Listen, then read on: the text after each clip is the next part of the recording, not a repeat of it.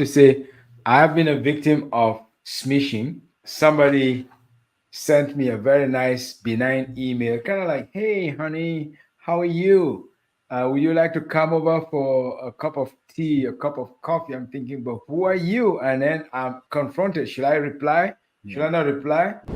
Unless you are living under a rock with no connections to the world, it will be important that you get to listen to Dr. Ernest Amoyeknegbe, because this brother, he knows a thing or two about all the crazy cyber crimes that are going on out there. Unless you're living under a rock, you could say, I don't care about him. But if you have a cell phone, you have anything that looks like this, even remotely, I promise you, you can learn from him. You got a computer, good luck. They're coming for you. You got a fridge that's connected to the internet, good luck. You got a car, they can get you wherever you're hiding. So if you want to hide, it's safe enough to hide. But if you're still on the surface of the earth, I promise you, you need to listen to this brother. My name is Gideon Fumukwai. I am the story warrior, and I am so blessed to welcome Dr. Ernest around this virtual fireside. And today I want us to talk about how do you prevent cyber crimes? How do you prevent mobile scams that can distort and disrupt your life and make you as miserable as my friend in Houston who was planning to go home, but he could not go home. You know why? His tiny little phone was hijacked by somebody. He was supposed to go home to Africa to attend the daughter's wedding. Can you imagine that? But the poor guy could not go. So, Doc, welcome aboard. Where are you joining from? Are you joining from cyber? Where are you on Cyberland? Or are you from something? Which part of the world are you joining from today? I'm talking to you from Dallas, Texas, from the city of Roy City, which is part of the Dallas-Fort Worth Metroplex. Yes. Thank you for having me. It's a great privilege to be on this podcast, to be talking to you and, of course, thank you, our viewers worldwide. Thank you. Yes, indeed, they are worldwide, because I got some people checking me out from India, some people checking me out from who knows where, from Africa, from Middle East, but it's all in the name of sharing an idea, sharing a concept, a strategy that can help people prevent cybercrime. You are a cyber safety expert. You want to give a little professional background about yourself, because I want to tell them, don't listen to me, listen to him. He knows what he's talking about. I don't know what I'm talking about. I'm just trying to be crazy here. Dr. Gideon, thank you again. Yes, my name is Dr. Ernest Amoyeknegbe. I'm located in Dallas, Texas. I am a cybersecurity professional. I usually like to call myself a technologist, not just a cybersecurity professional. And I will tell you the reason why I like introducing myself or referring to myself as a technologist. Yes, sir. So all my studies, all my background has been in tech. I have been in tech now for the past 15 years, right? Wow. I did my bachelor's in computer science. I did my master's in information technology. And an honorary doctorate degree in PhD in cybersecurity risk management.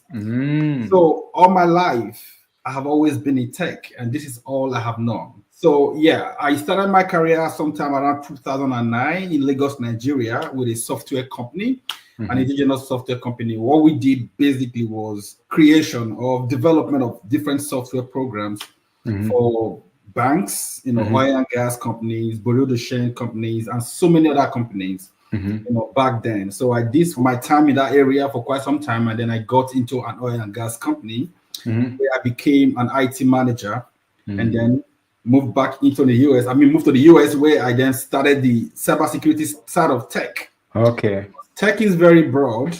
Yes. And cybersecurity is just an arm, or tech security is just an arm of technology.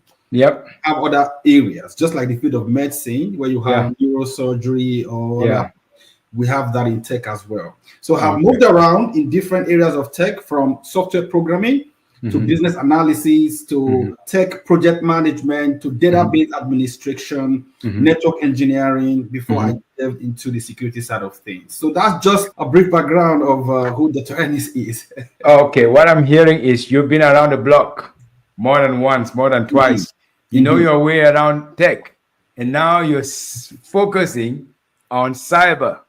I Yes. wonder, why did you choose cyber? Is it because they say there's a lot of money in cyber, or why would you leave database? Why did you leave hardware? Why did you leave software engineering and all of that? Why did you focus and zoom in onto cyber? Is it because there are too many criminals? You want to catch them, or is it because you want to make the good hot money that is coming out of cyber? All of the above. All of the above is what I will say. I will break it Okay. down why Okay. Yes, indeed, there's a lot of money to be made in the tech world, not just in cybersecurity. Yeah, cybersecurity basically, we've heard about the term these days that says the war that we fight these days is not the war of physical It's weapons. physical, yeah.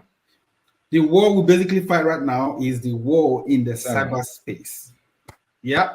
Yes. So people are somewhere hidden. You can't see their face. They are just there pressing keyboard, and they are causing disruptions all around the world. Wow. So I found out very fascinating. Like, what can I do to play a part? Yeah. Saving the world from that, Yes. sin. And that was what prompted me to get into cybersecurity. Wow. Thank you. Part of the world that I came from, I'm Nigerian, right? We have got some bad names around the world as a result of cybercrime. And I was also saying, what can I do to redeem that name? Oh, look at that. What can I do to redeem my country, to redeem my people from that bad name we've had for quite some time now? So let me be on the defensive or on the offensive side. Okay. Defending the people that cannot defend themselves, the organization that cannot defend themselves. I see. So those were the things that I thought of that brought me into the cybersecurity space. Yeah. That is interesting. You are very conscious of what you're doing. You are both projecting a good name for the rest of our people, at the same time serving those that are in desperate need. Maybe they've been duped by, like they say, the scammers from some part of the world or from back home. And you say, you know what? I can help you. I got hope for you. I know what you can do to stop these guys from perpetrating crime online. So let me ask you this question. Is it still safe to go online? Should I be worried? Should I be terrified? Should I be petrified? Because even now on this cyber thing, this is a cyber conversation. I'm a little worried. I have to take some water and drink every now and then so that, are they watching over me? Is it American government? Is it African scammers? Is it Asian? Who is watching over me as we speak right now? Yes, we are still very safe to go online, right? Okay. Just like you just took some water right now. We have heard of stories where people got drowned in the water, right? Does that stop us from drinking water? Okay. Yeah, that's true. Same thing here.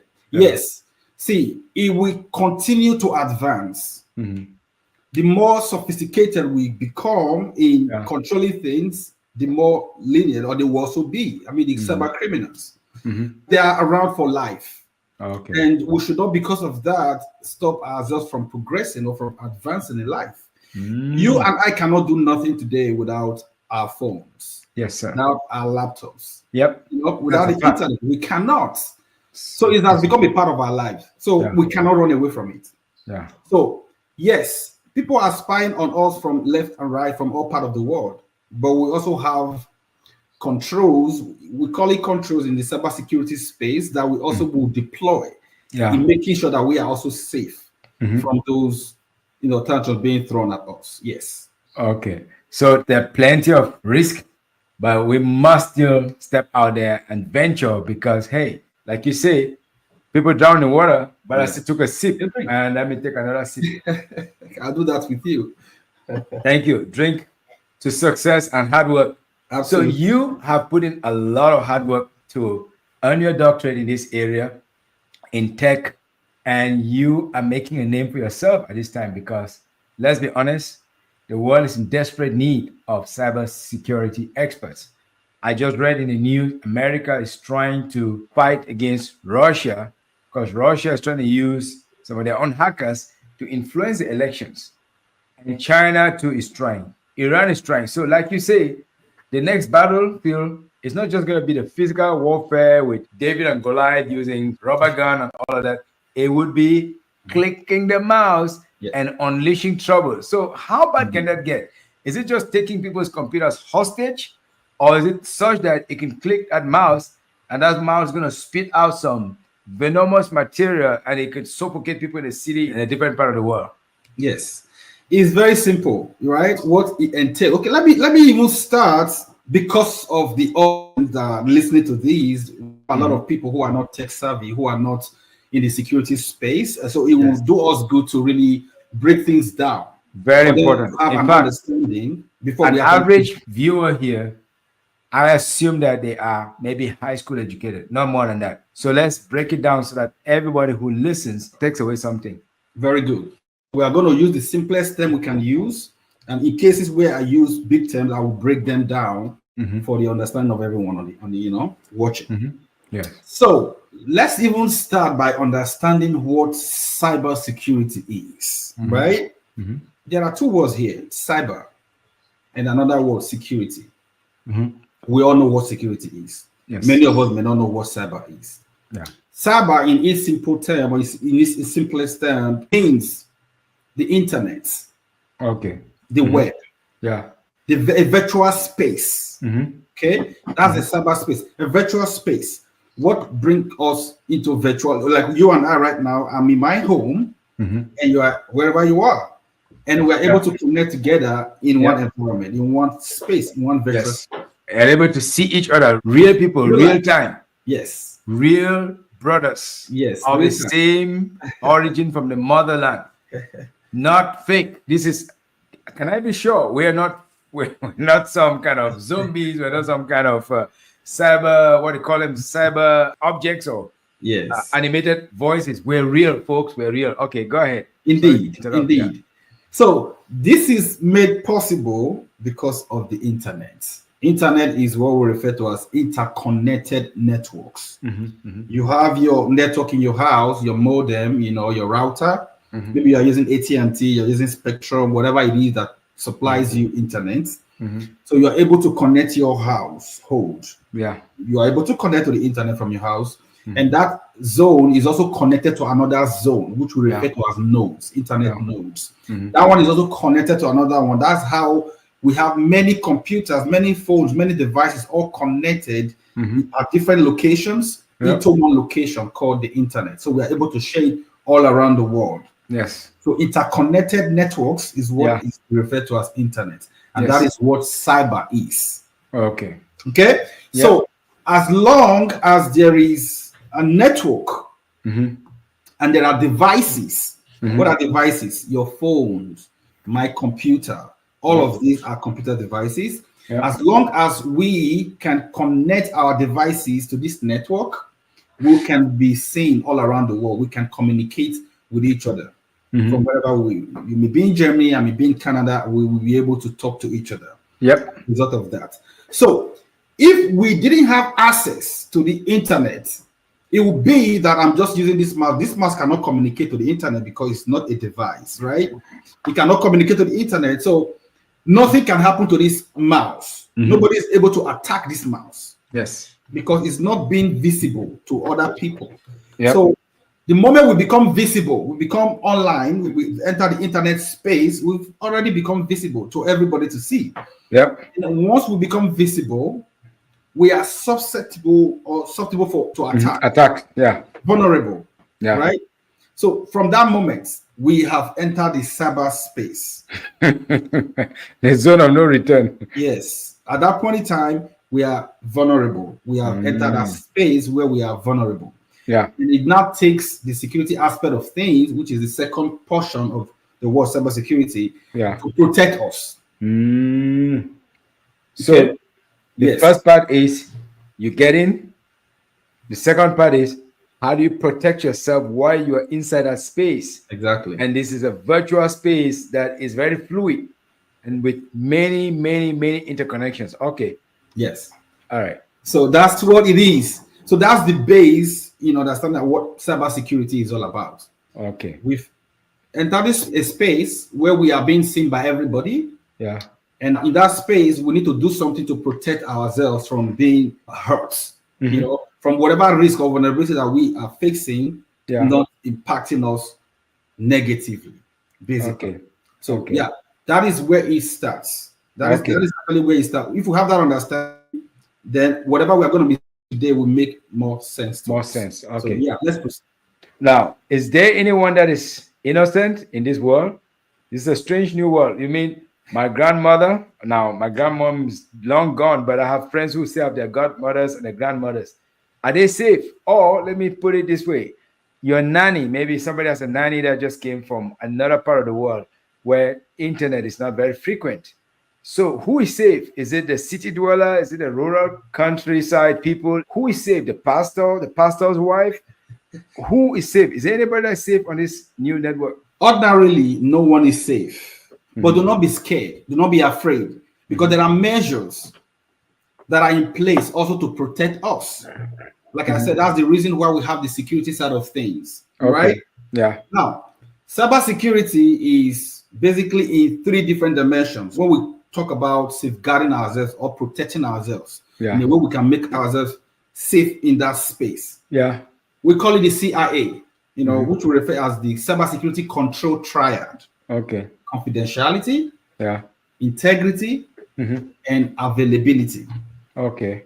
So these three areas or three controls help us to get ourselves safe online. Yeah. The confidentiality aspect of things is talking about the privacy. We have said that we are in a space where we are vulnerable, meaning that we may not even have privacy. Yeah. I can pick up your phone right now if you do not have some form of controls. Yep. Your phone, I'll be able to access your phone openly. Control in this case is talking about your password. Yeah. If you do not have password, your code, whatever you use in locking your phone, and I get in contact with your phone, I can access your phone easily and have access to your private life. Yeah. And so the fact that there is a way to put password on your phone, there is a way to put code on your phone, your fingerprint, on whatever authentication method that you can deploy on your phone, that already gives us some form of hope that, okay, if I don't want Mr. A to see what I have on my phone, I can put password on my phone. As long as he doesn't know my password, he cannot access my phone. You see that, right? That is part of confidentiality aspect of cybersecurity that I just talked about. Okay. You have some information on your phone that you don't want anybody to see, but you want to send that information to another person in Germany. Through email or whatever. While you are sending that information, if it can be encrypted, like covered up, disguise it to cover up an information in order for it to be a secret. So that whoever does not have a need to know and get across that information, it will make no meaning. Okay. So we call that encryption. That is part of confidentiality, which is also protecting your privacy, like I have mentioned. Yes. Wow. That is interesting. So from what you're saying, it has some risk, but we can still use it. Yes. So should I be worried only about the cases of the things that I don't know very well? Like they say, don't you ever open any attachment. So should I be more worried to open my attachment on, say, email? Or should I be more worried that my grandmother, my uncle, my older brother is getting out there and posting stuff on Facebook and making comments on family pictures? What should I be more worried about? Opening a package or a document on email, or seeing my older brothers go out there and post on Facebook? Very interesting question. So they are all risky. Any link or document attachment that you have no idea of where it's coming from, we always advise not to click on them or open them. This is what we refer to as social engineering. It's a technique employed by cyber criminals to get a hold of you, basically. Okay. So we call it social engineering. Social as in social. Okay, social. Okay, social engineering. Yes. So once you click it, then it opens up. Then some bad things start to jump up and attack your computer. What happens if you open that dreaded attachment that I see sometimes now? I used to open them because I'm very curious. Now I've learned to kind of like step back, like, oh, I'm not going to open it anymore. I don't want any bad thing to happen to me. Yeah. Okay. Now, in my explanation, like I said, I will be breaking it down for everyone to understand. When I use the word social engineering, it is basically a methodology being used by cyber criminals, and is to deceive people into believing a lie. That's basically. So they may tell you, oh, you have a package from Amazon. You yourself should have to ask yourself this question: did I order any packet from Amazon? Where is this coming from? See, right? But for some people, they are not really, they are quick to respond. They don't pause to think things through before doing things. Yeah. So for such people, they can easily click on such link or attachment and then get exposed, right?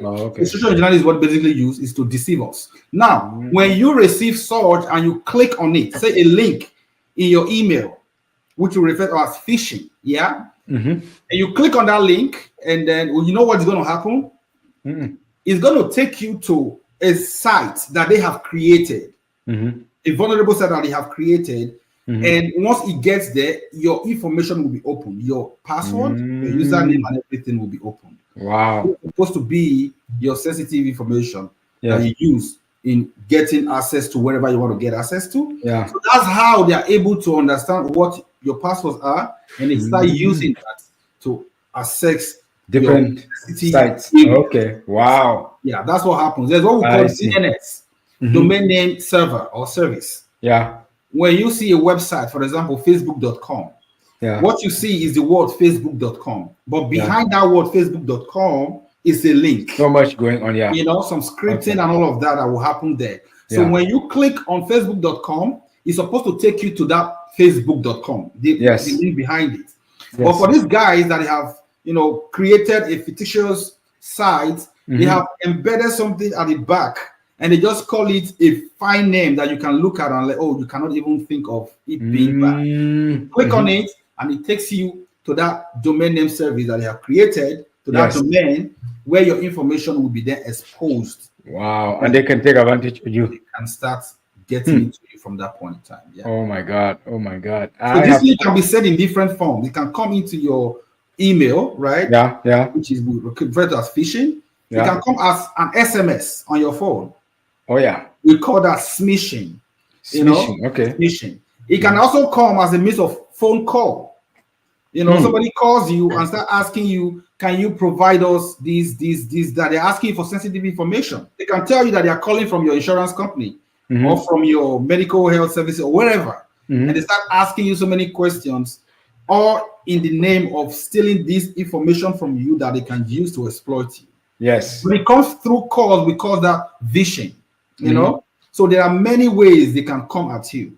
I have to say, I have been a victim of smishing. Somebody sent me a very nice, benign email, kind of like, "Hey, honey, how are you? Would you like to come over for a cup of tea, a cup of coffee?" I'm thinking, but who are you? And then I'm confronted. Should I reply? Should I not reply? But I was tempted to say, but who are you? Because you can't just write to me from the blue. She said, "Oh, it's me. It's okay. If you can't remember, I'm like, have we ever met?" I said, "No." And then she said something very, very tempting, like, "Oh, if you come over, I'll be happy to buy you a drink or give you." I'm saying, "Where are you? Where is over? Do you know that I'm married? I'm no longer available. I've got so much to do. I don't have time." But that is an element of smishing. So I was smished. If there's such a word, I was smished. In fact, I would say several times, but I laughed it up. I thought maybe this is FBI or CIA trying to gather some information about me to see if I am faithful or not. So I had a good laugh. I'm like, guys, you got to go find somebody else. Not this one. You got to work hard to get whatever you're looking for. It's not me. I'm not going to make it easy for you. It's not, I don't have that kind of intention. But what you're saying is it's smishing, there's phishing, and there's vishing. Okay. Talk about vishing. Talk a little bit about phone calls. Okay. So should we take that call? And if you see the call, how do I know if it's a vishing guy or if it's a genuine guy? Sometimes it might just be a telemarketer who's not a visher. Very good. When we receive calls, right? Nothing happens at that point in time. We are still talking. Remember what I said? Social engineering is to deceive us into believing a lie. So the call comes on, on your phone, and you pick up the phone, and somebody's talking to you, beating you around the bush, and then asking you some sensitive questions, which are, some sensitive information, because they're trying to gather information about you that they can use to steal stuff from you. Wow. If you even get to the point where they're asking for your social security number and all of that. Yes, I've heard some horror stories. what are they looking for when somebody is able to get a hold of your access control or access credentials? Yeah, your username and your password. Yeah. The first thing they're actually looking for is to get your social security number if you're in America, for example. Wow. Because with that, they can do a lot. Wow. There's a saying, we will say this day that data is money. Yeah. Yeah. People, Yes. they are looking for your data. It's not whatever other, they are looking for your data that they can transform or convert into money. Okay. So do they steal this, or what do they do with it very often? They do with your data. If somebody steals your social security right now, they can sell it in the dark market. Oh, talking about dark market, I'll come to that, but finish. Talk about that, because they can sell your information in the dark market to other criminals. Yes. Who would then use? Haven't you heard of cases where somebody used your social security number to open a credit card account? Yes, open up a bank account and so many things. They can create an ID card with your social security number and all of that. That's crazy. So there's a lot they can do with it. Wow. And it's all for generation of funds. Wow. Wow. Yes. A thief doesn't just thief or doesn't just steal because he just want to steal. We just enjoy stealing. No. They do that for the sake of money. That's crazy. Now, I've been warned by my credit bureau that they found my information on the dark web. What is the dark web? Should I be worried? Are they selling me to the bad guys? Are they trying to sell me over to the dark side, to some crazy country, and they take advantage of me? What's going on? They say I'm on the dark web. I did not volunteer to be on the dark web for 1 second. And just the word dark, it makes me a little worried. I'm feeling a little bit unsettled, even until now. Oh my goodness, you are so funny, Dr. Gideon. I mean, I'm serious. This is something that is very personal, okay? This is very personal to me because for more than 7-8 months now, I know I've been on the dark web. So what do I do? Who should I talk to? Should I come talk to you? If you can retrieve me from the dark web, please, I would love to be off the dark web. But the question is it possible? Why did they take me to the dark side? I don't want to be on the dark side. That's really my concern. It's very simple. It's the same thing we have been talking about, right? The dark web simply is a database of information from which they do that are not supposed to be accessible by some group of criminals. So now they got this in their own repository. They can now start picking up from there and know who to attack. And do whatever they want to do with it. Oh my goodness, Lord. Yes. So a lot of people's money have been wiped out from their account as a result of the information being on the dark web. Yes. Woo. So that is where the crazy thing actually happened when it comes to the cyber space. So is it possible to take your name off of the dark web? And if so, who do we talk to? Should I come talk to you? Because seriously, I don't want to be on the dark side.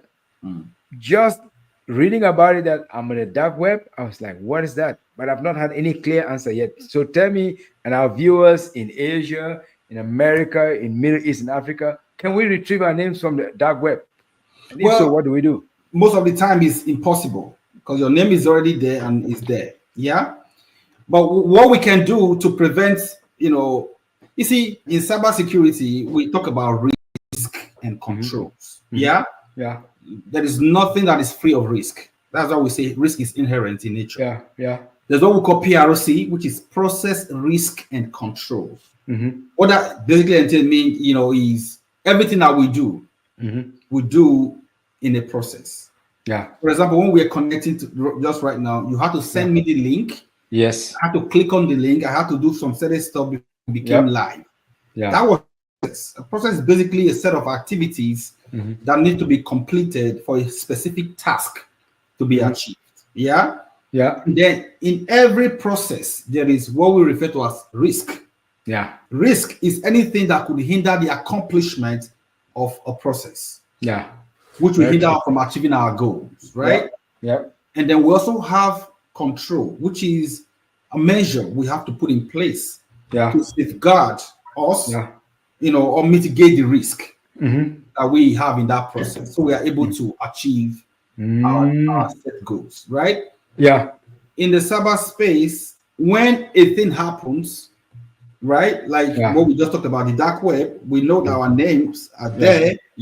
What can we do? We have to deploy some defensive mechanism, preventive controls, right? First of all, put in some detective controls. Detective controls basically are those measures we put in place to know Yes. when a thing happens. For example, how did you find out that your name has been found in the dark web? That's a form of detective control. It can be you that detected it as a result of you deploying or installing some applications on your phone, and they run your report and they say, oh, your name was found in this and this and that, right? Or maybe the credit bureau reached out to you and say your name was found in this. Yeah. So that's the detective control. When that happens, what are we going to do from that point in time is to then be more vigilant. Yeah. So there are also control you can deploy, which are in form of applications that you can install on your phone that gives you prompts whenever anything happens within the security space. If your score changes, it prompts you and tells you, hey, we've noticed that your score has changed. Did you do a thing like this? Did you do a thing like that? We received that a new account has been opened on your name. Did you do this? Did you do that? Right? Yeah. So it continuously prompts you and alerts you of whatever is happening within that space so that you can take action. If you discover that you never opened such an account, you can do something about it and close it immediately. That is one way to take care of this. Another way is to go to security administration and complain to them and say, hey, my information has been compromised and I'm receiving so many information or so many activities happening using my social security. So I want a new social security number. That can happen. Or they can give you a new social security number. Up to 3 changes in one's lifetime. Wow. That is very good information. I never knew about that. Thank you so much. This is a powerful piece that as many people need to know, that if your information is compromised, if you found yourself on the dark web like I have been found, maybe you can consider one of the mitigations is to get yourself a new social security number. That is a Vuvuzela worthy moment. I want to give one blast of Vuvuzela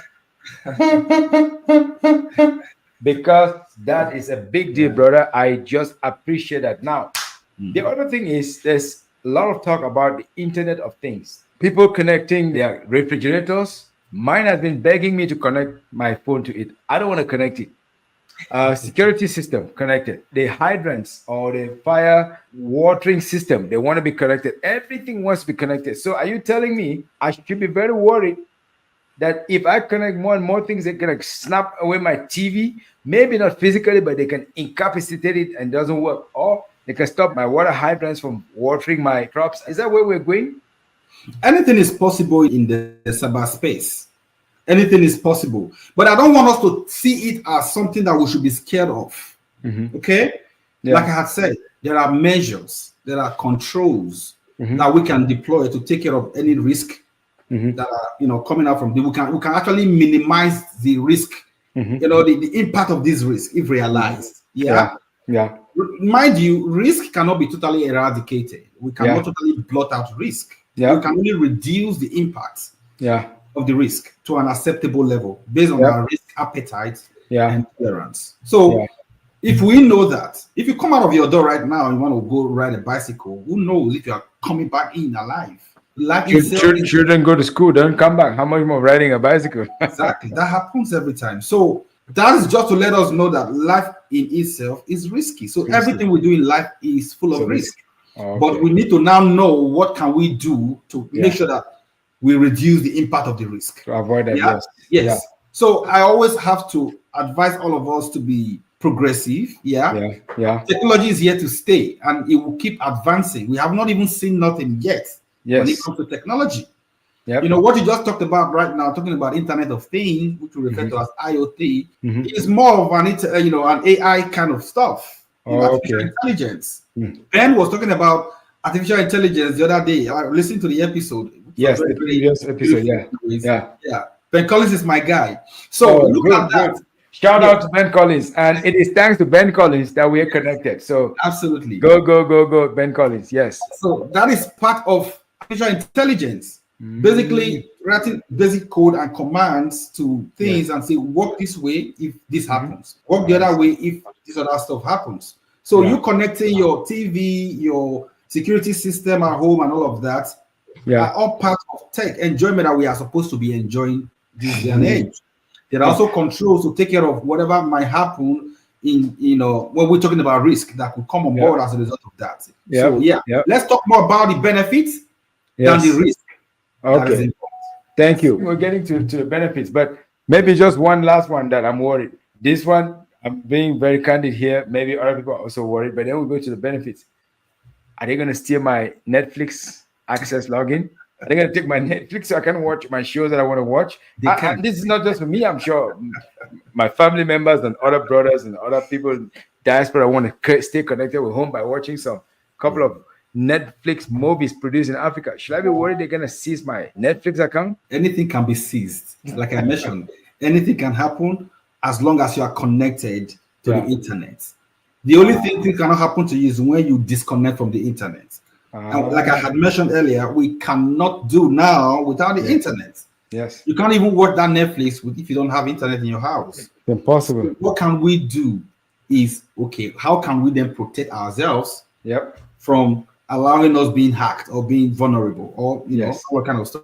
So that said, means we need to be more vigilant. Yeah. Vigilance. Vigilant and being aware. Yeah. Greatest control ever deployed right now in the cybersecurity space is what we refer to as training and awareness. When people are trained and aware of what the antics of these cyber criminals are, will be more prepared to handle it. When it comes. Okay. Now imagine, you know that if somebody steals your password, they are going to be able to have access to your phone. What do you do in this case? You safeguard your password.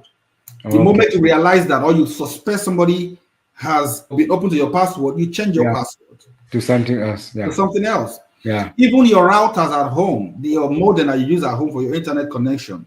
If you realize that there is something happening in the background, you're suspecting somebody has stolen access from outside of your home, you can change your password as well. You know, they can actually get into it from that point. That is very helpful because let's face it, if you have almost no options, you can discontinue it. It's going to give you some reassurance, or at least it gives you some period to cool down a little bit and reconstitute your thoughts as to whether should I belong or should I not belong.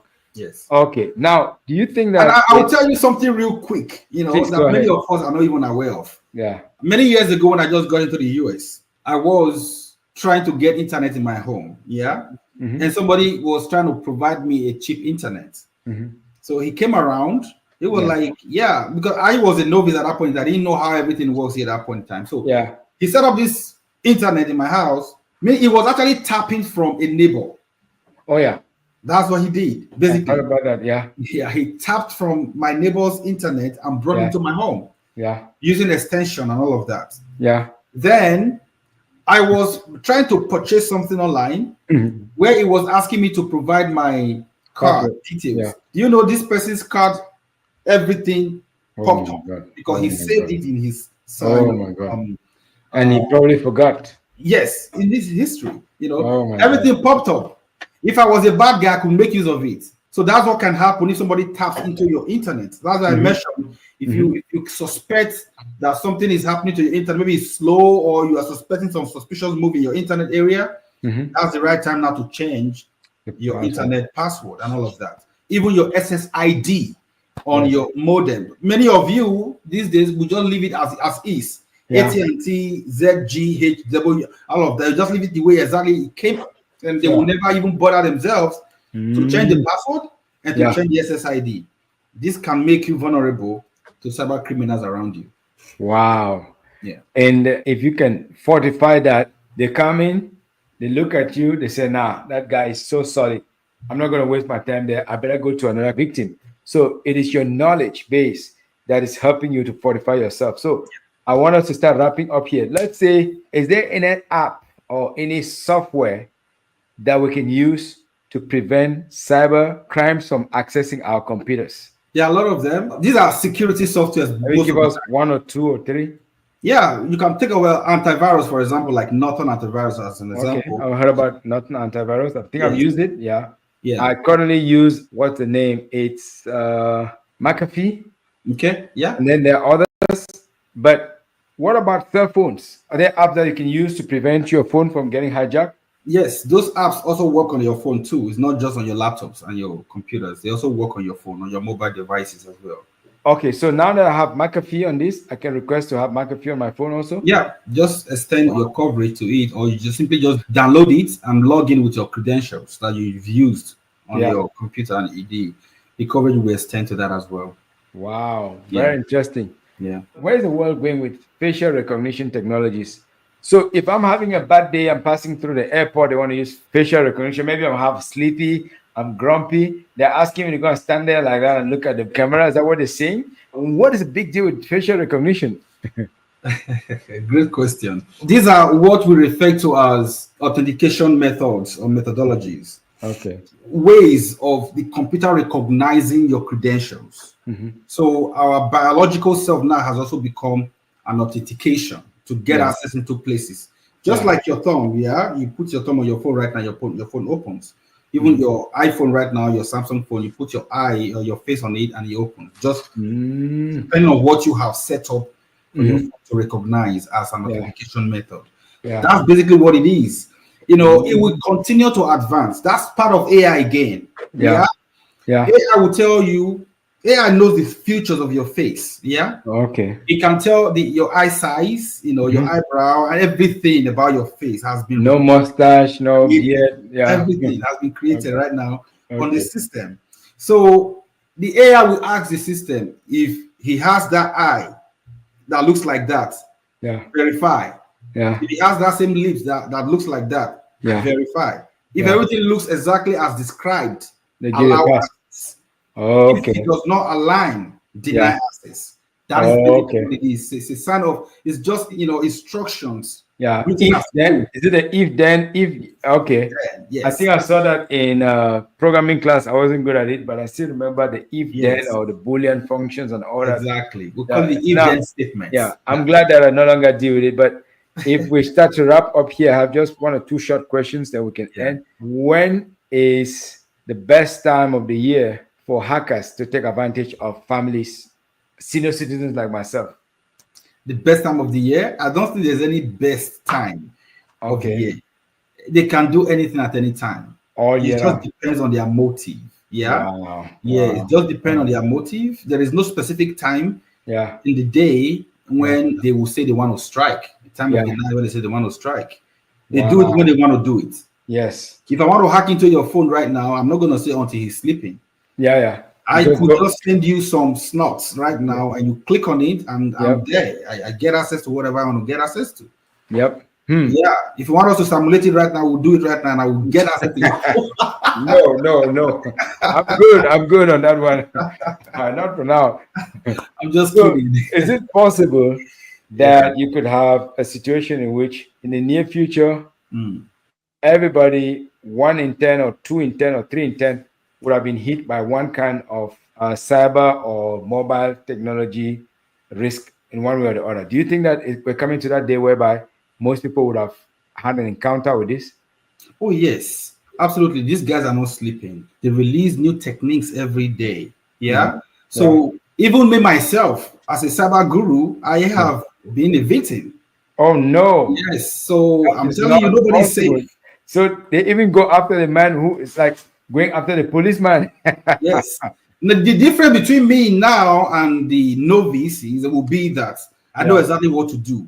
Okay. There's what we call response. Yeah. Yeah. And Yeah. yeah. So Wow. incident response, I will have to deploy my incident response Mhm. controls immediately to block further Yeah, damage. Yeah. Like I Wow. have said, that's what I mentioned earlier, that risk cannot be totally eradicated. Mhm. No matter how strong you think you are, you may Yep. still be penetrated at some point in time. Yes. Yeah. The difference will now be what are you able to do to lock them out immediately. And the severity of whatever they do there. Exactly. That too. To reduce the Definitely. impact. Yeah.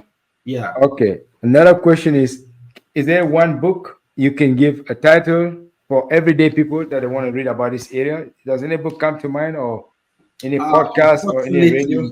Unfortunately, I don't have any book in mind that I can recommend for layman people to read to understand this. But one thing I can tell you guys is this: if you can understand the concept of that CIA that I have mentioned earlier, yes, confidentiality, integrity, and availability. Okay. Let me break it down a little bit more if we have time. I don't know if we have time. Yep, we have like 2 more minutes. Yeah. Okay. Like I've already explained confidentiality. I said it's a way you can hide your information, right? Yeah. From being Yeah. accessed by unauthorized personnel, right? Or Mm-hmm. unauthorized people. That's Mm-hmm. confidentiality. Like having password on your phone to, have privacy for yourself and all of that. Yeah. Take a look at your house right now. You have your lock in your door. If Yes. if you have not given that your keys to anybody, nobody's And able to get shapes. to your Mm-hmm. house. Mm-hmm. You are secured. Yeah. Now we also talk about integrity. Mm-hmm. Integrity is when the data that you have, for example, Mm-hmm. your phone, your email, whatever data you have in them, It's compromised. the moment they are exposed to these Mm-hmm. unauthorized people, Yeah. they can tweak your data, they can I see. manipulate your data, Yeah. and it will no longer be useful to you Oh anymore. no. So yes, you need to make sure that you have controls in place, also take care of that, which is still that part that I had Yeah. mentioned, confidentiality, so that Yes. they don't get access to that point where they even manipulate your data and corrupt your Yeah. system. Yeah. Then the third one is availability. Mm. Availability is you are able to make use of your phone, you're able to make use of your computer when you need them, right? Okay. Okay. So now, if your computer has been locked down by some people, you don't Mm-hmm. have access to them anymore. Mm-hmm. So it still takes us back to being vigilant, which is be security, conscious, Mm-hmm. be aware of what could happen, right? Mm-hmm. Mm-hmm. Training and awareness remains the number one control each and every Yeah. one of us should be aware of and deploy for ourselves to control ourselves or to safeguard ourselves. Be Okay. aware that if you click on any link that you are not used to or you are not familiar with, Good luck. chances are you could be exposed, right? Okay. If Okay. you receive a phone call and you refuse to tell yourself the truth that these people could be criminals and they're asking you some questions that are Mm-hmm. not very comfortable for you to respond to, Mm-hmm. you need to think twice and pause it Okay. at that point in time so that you are not a victim of vision. The Okay. same thing happens to your SMS. When SMS comes into your phone, they're asking you click on this link to verify this, to verify that. Mm-hmm. Pause Should before ignore clicking it. Yeah. and do not click. If you're able to do these things, you at least Mm. 90% secure or safe from the cyber criminals. Yeah. Fantastic. That is very insightful. That's very, helpful for people that are listening or watching. One more question. If you walk into a room, this is not quiz, just something to know your perspective. There are 4 chairs lined up. The first chair is standing inside a circle. The second chair is standing inside a triangle. The third chair is standing inside a square. And the fourth chair is standing inside a squiggly. That means twisted. So you got circle, triangle, square, and a squiggly. Which of those would you be more inclined to sit on? Wow. What a question. I wasn't expecting this type of question.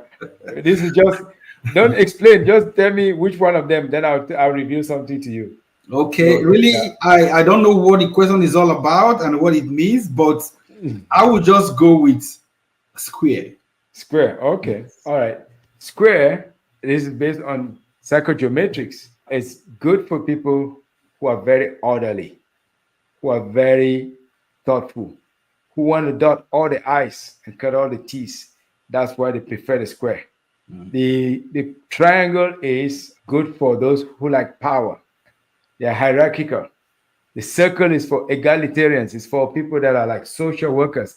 The squiggly is for very, very creative people. So from what you're saying, you're definitely an ethical mind in an ethical area trying to do as much justice as possible to the issues because, as you say, you want to clean the good name of Africa. But sometimes some of our brothers might have tarnished it a little bit. But want to thank you so very much for your time. And we know you have a lot on your plate on a day like this. And I know we will have to probably invite you back to come and talk about part 2, especially because more and more people are getting hacked on their phones. And we don't want them to lose business. We don't want them to lose sleep. You're already losing sleep enough from your employer who is giving you a hard time. We don't want computers, we don't want mobile telephony to add any trouble to you. So thank you so much, Dr. Amujineba. I really appreciate you and your time, your knowledge, and your skills that you've come to share with our people. We hope to see you again, sir. Absolutely. Thank you so much, Dr. Gideon, for bringing me on set today. I really enjoyed having this conversation with you. And for the viewers out there, follow me on my social media space on Instagram at Ernie Royalty. EARNIE, royalty altogether, any royalty, on all my social media platform. I'm also the presenter and the owner of a podcast called the Royalty Mindset Podcast. In this Royalty podcast, mindset. I talk about mindset, how we can have the best and the right mindset, to win in life, basically. So follow my pages and then learn more about me. Yeah. Thank you so much. I'll let you go, sir. We'll be in touch again and we'll have you come back when we have secured enough people to watch this and learn from this. And then they say, give us more, give me more, give me more. They're like, I'm going to go back to Dr. Amujinegba. Did I pronounce that right? Amujinegbe. Ah. Thank you so much, Doc. Have a good day. Yes, sir. Thank you for having me. Okay. Bye. Bye. Bye.